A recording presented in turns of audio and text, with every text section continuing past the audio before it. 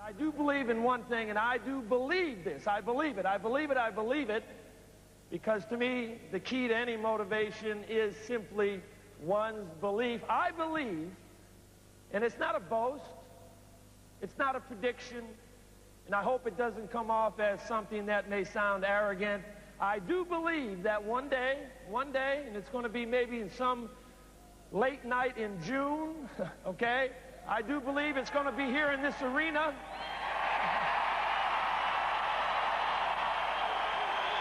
I do believe that it will be here in front of 17,000 wonderful Miami Heat fans. And I do believe there's going to be balloons, and there's going to be confetti, and there's going to be shirts and hats, and I do believe that one day here we will win a world championship. I believe that. I do. I believe it. Oh, yeah!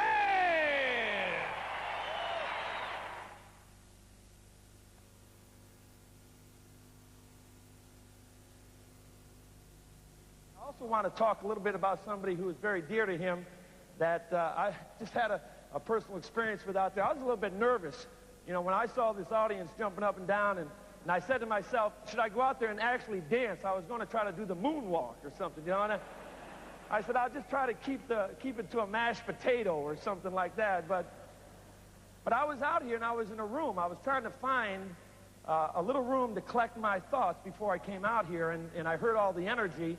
And as I was in this room, pacing back and forth, Tony's better half, you know, Becky Robbins, was looking for me, and she wanted to congratulate me and thank me for all of this coming out here today and supporting Tony and Peter and this wonderful thing. And when she walked into this room, and I was standing there, and she looked at me very quizzically, and Becky says, Pat, you've done some public speaking before. I said, yes, I have, Becky. I have done a little bit, you know, not as much as your husband, but I've done a little. He said, do you ever get nervous when you speak? And I said, no. Why? Do I look nervous? She said, no, I just want to know why you're standing here in the ladies' room. So it was...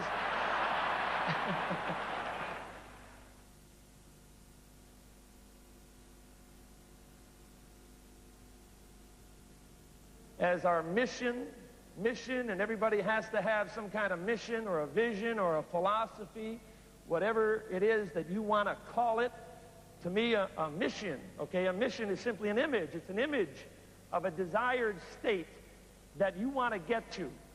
And a mission is an image of a desired state that you want to get to. And when you see this image, okay, and you see where you can be one day, and you believe you can really get there, that image, every single day of your life, it burns in. It's like the heat down inside. It burns in you, and it will determine your behavior. It defines your behavior. It fuels one's motivation. And if you don't have that belief in something that you see out there that you can be part of, then you can never motivate yourself.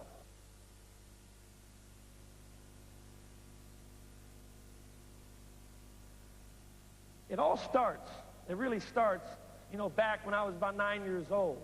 And when I was about 9 years old, I never had an interest in sports. I was more interested in digging holes under the house, you know, and trying to tunnel my way into the kitchen and try to find a way to go up underneath and grab my mother's ankle or something to try to surprise her. And I really wasn't interested in sports, but my father was a coach. And he could never get me to get out there. And finally, one day, he told my brothers, Lee and Lenny, to take me down to Lincoln Heights. Now, Lincoln Heights was a place in Schenectady, New York, where everybody started to play. And so they took me down there, and reluctantly so I went. And I can remember the very first time that I went down there, I got thrown into a game, and the very first experience that I had in a game of basketball that I knew nothing about, had no desire to play, was that I was embarrassed, humiliated, beat up, left there crying. Didn't want any part of the competition. And when my brother said, get back in there, I ran home. And I used to run home all the time. And I used to hide in the garage. It was a wonderful garage that we had and a wonderful little workbench. And under that workbench was my solace, was my haven to escape. I was only 9, though, so it was okay. And every day I used to go back there, because every single day I used to go to the dinner table at night, And then my father at the dinner table used to ask my older brothers, Lee and Lenny, well, how did he do today? And my older brother Lee would always say, well, he just did fine, Dad. You know, he's going to do great. You know, I was even more embarrassed, even more humiliated by that experience.